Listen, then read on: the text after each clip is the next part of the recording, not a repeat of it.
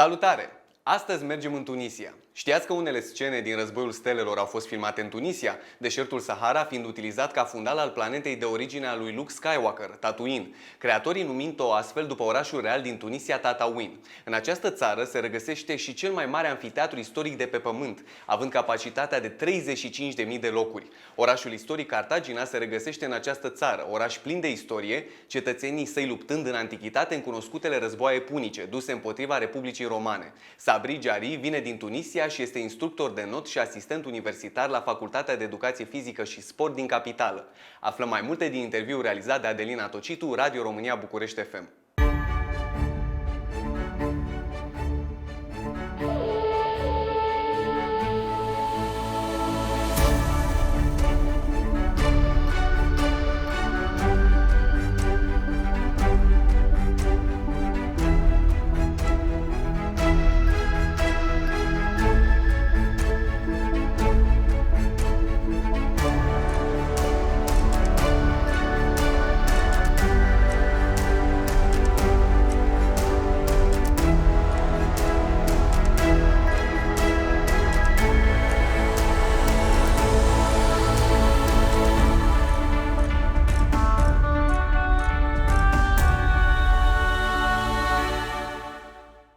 Bun găsit, sunt Adelina Tocitu de la București FM și astăzi vă prezint un nou episod în cadrul proiectului România a doua casă.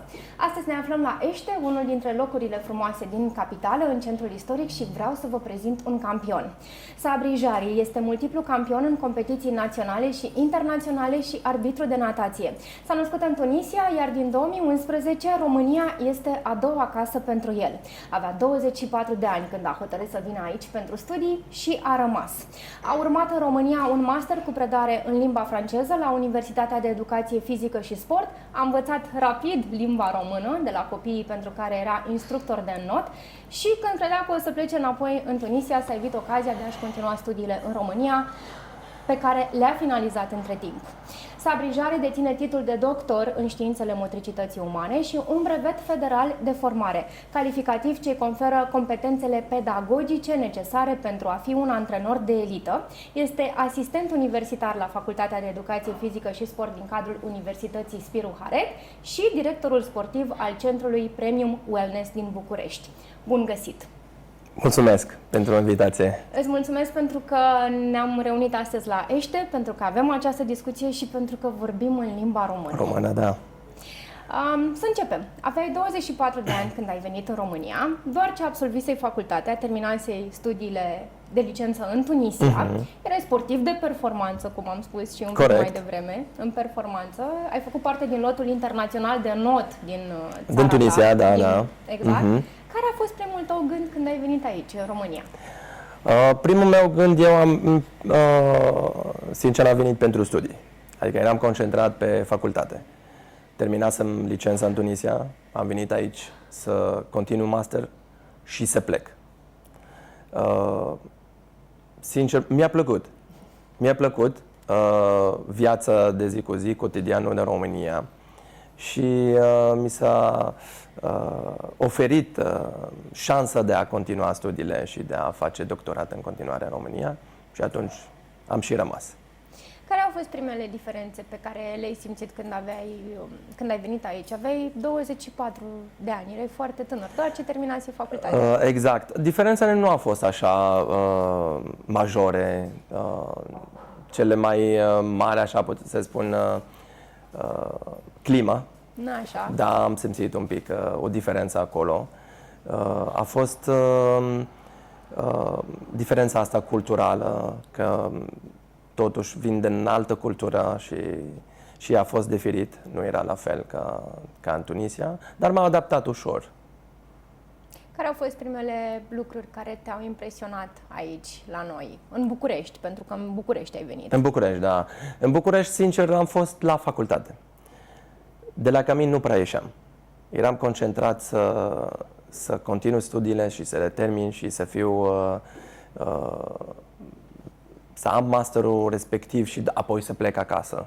Și nu eram curios să văd țară, să mă duc să mă plimb, să mă uit, să intru, să mă interacționez cu oameni. Am fost un pic rezervat, să zicem așa, la început și am fost concentrat pentru ce am venit. Mai apoi ai vizitat România, ai vizitat Apoi și da, apoi da. Ce ți-a plăcut cel mai mult? Mi-a plăcut la munte, am fost în Brașov, mi-a plăcut Maramureș, am urcat până în Maramureș sus, acolo în nord. Cultura în care e diferită de la un oraș la altul și da, am vizitat mai multe locuri în care am rămas impresionat. Spuneai că n-ai avut dificultăți de adaptare, că ai reușit să te integrezi ușor și mai spuneai, când am stat noi de vorbă, că te-au ajutat foarte mult copiii. Exact. Tu ai fost instructor de înot, ești în continuare instructor de înot, cum am spus, ești și directorul sportiv al unui centru centru de performanță din București și te-au ajutat copiii foarte mult. De la ei ai învățat și limba română. Eram frustrat la început, sincer, adică vin de la într-o țară în care am studiat în franceză, vorbim limba arabă. Când am venit aici nu știam niciun cuvânt în limba română și era un pic frustrant, adică nici nu puteam să comunic cu oameni, nu puteam să comunic și în același timp voiam să mă integrez în societate și să fac ceva util și să construiesc ceva. Fără limba română nu putem să fac asta. Mi s-a oferit atunci loc de muncă să lucrez cu copiii și căutam între copii, cine știe, un cuvânt în franceză și combinam franceză-română și ieșeam cu ceva. Și atunci asta a fost o provocare, nu pot să spun că e o dificultate pentru a învăța limba română. Și apoi, în momentul când am învățat, pot să spun că s-au deschis niște uși, pentru că oricât de competent ești, oricât de informație ai, dacă nu ai limba natală al țării și nu reușești să transmiți informațiile care trebuie să ajung la destinație, e dificil. E dificil.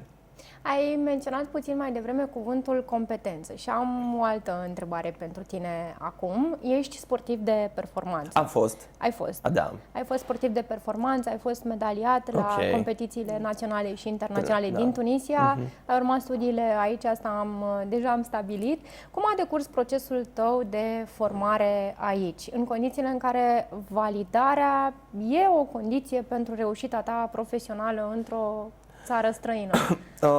Formarea, pot să spun că în licență am fost format într-un fel, ca și un început în Tunisia. N-am venit de la zero în România, din punct de vedere academic. Licența, am terminat licența și apoi când am terminat și masterul în România, masterul, din punctul meu de vedere, fără doctorat, să continui studiile și să mergi în profunzimea studiilor de specializare, am reușit atunci să fie lucrurile legate, adică să continui până la capăt din punct de vedere academic. Dar în același timp, venind de o altă țară, primeam ajutorul de la părinți, trebuie să spun un stop la un moment dat și am încercat să mă bazez pe mine și să caut un loc de muncă în același timp ce făceam doctoratul. Deci procesul n-a fost așa greu, dar a fost intens. Licență, master, doctorat, dar și în același timp trebuie să câștig și viața. Și așa au mers împreună și s-au completat. Eu fiindcă doctoratul a fost pe științe motricități legat de sport, făcând sport, lucrând cu copiii și cu notul, a fost pe aceeași linie. Și procesul a mers natural, să zicem așa. Apropo că ai menționat teza ta de doctorat și cercetarea pe care ai făcut-o, care este concluzia la care ai ajuns în urma studiului pe care tu l-ai făcut? Care-i noutatea? Noutatea e din punct de vedere fiziologic, adică mai mult a fost să confirmăm sau să infirmăm o ipoteză. O ipoteză din punct de vedere al specialității natației era vorba de a confirma, făcând un antrenament pe sprint repetat, dacă avea o influență asupra capacității aerobă. A fost confirmată studiul și asta a fost o noutate, pentru că a dezvolta o capacitate aerobă, noi trebuie să lucrăm cu un volum foarte mare și o intensitate mică. În schimb, făcând un sprint repetat de mai multe ori, nu mai e acel volum, dar intensitatea e mai mare decât volumul pe care făceam înainte. Pentru că suntem la capitolul educație și pentru că am vorbit puțin și despre teza ta de doctorat, te-aș întreba un pic care ar fi diferențele între sistemul educațional de aici din România și sistemul din Tunisia, pentru că ești un rezultat al ambelor. Exact. Pot să spun, în România a fost sau este un sistem educațional deschis, liber, e bazat pe cercetarea aplicativă, adică să ai o deschidere asta spre cercetare. Iar în Tunisia e un fel de clasic, de teorie. Într-adevăr, noi fiindcă am fost colonizați de francezi și sistemul educațional e sistemul francez, e același sistem. Pot să spun că s-a completat unul pe altul. Sistemul din Tunisia, licența și masterul, nu s-a simțit o diferență. Nu s-a simțit o diferență să spun că am terminat licența, punct, încep de la zero masterul. Nu, a fost o completare, chiar și materiile au fost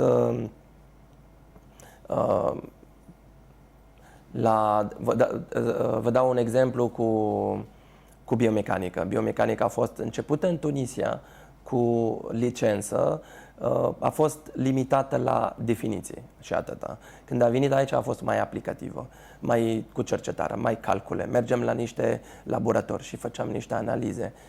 Și atunci a fost un proces legat. Care s-a desfășurat normal, firesc și s-a completat într-un fel sau altul. Bun, asta legat de partea ta profesională, dar aș vrea să te întreb, există o comunitate tunisiană în România? Adică, bănuiesc că ai momente în care ți-e dor de acasă. Într-adevăr, de Tunisia. De Tunisia, da. Mi-este dor de Tunisia, dar comunitatea există. Okay. Există, dar cred că e foarte mică. Majoritatea oamenilor care ajung din Tunisia în România pentru studii, nu pentru forța de muncă. Și atunci, eu personal, sincer, am fost concentrat doar pe carieră și am fost concentrat pe ceea ce îmi trebuie mie. Dorul, dacă mi-e dor de acasă, mă duc acasă. De ce ți-e cel mai dor și te duci acasă? Adică care e primul lucru pe care îl faci când ajungi în Tunisia? Familia. Okay. Familia, mama, tata, acasă, marea, atmosfera din Ramadan când te duci acolo, nu găsești aici. Și atunci, în perioadele astea, de exemplu, Ramadan, prefer să mă duc, chiar dacă câteva zile, mă duc acasă și mă întorc înapoi. Și atunci nu las acel dor să fie mai... Să fie prea lung, prea adânc și prea lung. Te duci des? Hai să zicem de 3-4 ani pe an. De 3-4 ori pe an. Care este cel mai... care e mâncarea ta preferată aici, în România? În România? Dacă ar fi mâncarea românească, dacă ai încercat. Ciorba de burtă? Ciorba de burtă îți place? Da. Okay. Salmanele? Ok. Așa, dar mănânc ocazional, nu. Ai învățat să gătești ceva specific? Românesc, nu. Nu? Dar bucătăria internațională, da. Adică eu am fost nevoit, fiind scătând la camin singur. Nu puteam să mănânc numai pe de afară, adică din restaurante. Făceam singur și mâncam și am învățat. Cred că sunt un bucătar bun. Ar fi bine să fie așa, dar eu sunt convinsă că lucrurile sunt așa. Ce înseamnă pentru tine acasă în momentul de față? Am spus că România este a doua casă, Tunisia este țara în care te-ai născut, dar dacă ar fi să definești acasă în câteva cuvinte, cum ai defini? Cred că e un concept general. Adică nu poate să fie personalizat doar pentru mine. Te simți acasă că chiar acolo unde simți că ai rost și simți că faci ceva și că construiești ceva și că ești apreciat în momentul sau în locul în care ești.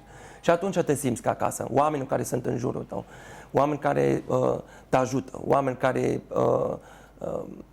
creează provocări pentru tine. Și atunci chiar te simți acasă. În momentul când nu ai lucrurile astea în jurul tău, nu cred că este acasă. Ce mesaj le-ai transmite celor care vor să vină din altă țară în România pentru studii, să muncească? Ce mesaj ai pentru ei? Tu ești aici din 2011. Singurul mesaj care pot să transmit este să ne focalizăm pentru ce am venit și să fim serioși în ceea ce vrem să facem și seriozitate și să ne concentrăm acolo unde încercăm să evităm toate lucrurile negative care vin. E inevitabil. Adică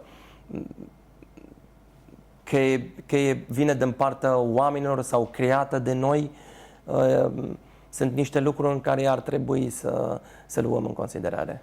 Ce le-ai transmite românilor din comunitate atunci când avem prieteni care vin din alte țări și care vor să se integreze aici? Ce le transmiți lor? Ce mesaje ai pentru ei? Trebuie să lăsăm prejudecători la o parte, adică să nu judecăm oameni de unde a venit sau pentru că și românul pleacă în străinătate și românul caută un loc de muncă în alte parte. Cum simte românul ăla integrat în societate și primit în acea societate, așa vrea și străinul care vine în România. Pentru că și în spatele acel străin e o poveste. A lăsat familia, a lăsat casa, a lăsat totul în spatele lui și a venit pentru un început nou. Și atunci să fim mai flexibili, mai primitori, mai calzi. Chiar românul, dacă l-ai înțeles și l-ai acceptat și l-ai respectat, îți arată căldură. Ce crezi că ar putea să facă mai bine statul român pentru integrarea cetățenilor străini care vin aici în România? Trecem acum un pic la partea mai formală, dacă vrei. România, dacă venim din străinătate, limba română nu e o limbă internațională. Când oferim informații sau când oferim accesul la informații, ar fi fost mult mai bine și mult mai ușor pentru străini varianta de a primi acele informații în limba engleză, în limba franceză.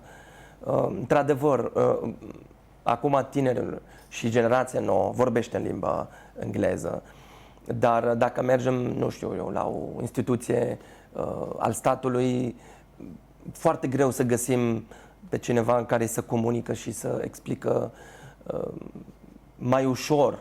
Și atunci informația e un pic blocată undeva. Și asta cred că e singurul lucru în care ar trebui luat în considerare. Aș mai vrea să-ți mai pun o întrebare legată de profesie. Care este cel mai important lucru pe care l-ai învățat ca profesionist aici în România? Și la studii, și la job. Ce te-a ajutat cel mai mult în cariera ta?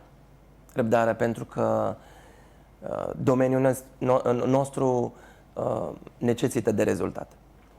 Și rezultatul trebuie foarte multă muncă în spate și trebuie să aștepți pentru acele rezultate. Nu trebuie să renunți, trebuie să continui în continuare, adică să mergi mai departe. În momentul când ai pus o întrebare de ce nu merg lucrurile sau că ai apăsat un pic frână, nu te-ar ajuta, sau să asculți în dreapta, în stânga, niște răutăți. Nu, trebuie să ai răbdare, trebuie să ai perseverență și să mergi mai departe și ca în orice domeniu, adică rezultate vin mai încolo, nu vin imediat. Sunt deja 14 ani de când ești în România, exact. Am zis bine. Mie nu-mi place să pun această întrebare unde te vezi peste 5 ani sau unde te vezi peste 10 ani, dar întrebarea mea este următoarea. Crezi că România va rămâne o a doua casă sau ai alte planuri la care te gândești? Poate la un moment dat o întoarcere în Tunisia sau poate o a treia casă, de ce nu? Eu pot să spun că sunt român deja. Okay. Și că acum 2 ani am luat cetățenie. Eu cred că planurile sunt pentru România și pentru a continua România. Ce mi-a oferit România a fost suficient pentru a reuși. Și cred că, de ce nu, să reușitele vor veni și mai mult mai încolo. Este ceva ce ai schimba în tot parcursul tău până acum? Ce ai Nu. face mai bine? Nu, pentru că n-am făcut niciun plan. Pentru că am venit și am fost onest, am fost corect, am muncit și am primit. Și atunci nu cred că, dacă făceam planul, nu cred că mi ieșea la fel cum am ajuns acum. Eu îți mulțumesc pentru că am avut această discuție, pentru că te-ai deschis față de noi, pentru că ne-ai împărtășit experiența ta și reușita ta și pentru că România este a doua casă pentru tine. Este. Mulțumesc frumos și eu mulțumesc pentru invitație și sper să fie reușit acest interviu. Cu siguranță este un interviu foarte reușit și cu siguranță este o experiență pe care sunt convinsă că cei care ne urmăresc o vor vedea cu plăcere și se vor gândi poate mai bine la cei care sunt lângă noi. Da. Mulțumesc frumos! Mulțumesc tare mult! Eu sunt Adelina Tocitu, vă mulțumesc pentru atenție, de asemenea le mulțumim celor care ne-au găzduit, prietenii noștri de la Ește, în acest loc frumos din București pentru această discuție atât de sinceră cu Sabri Jari.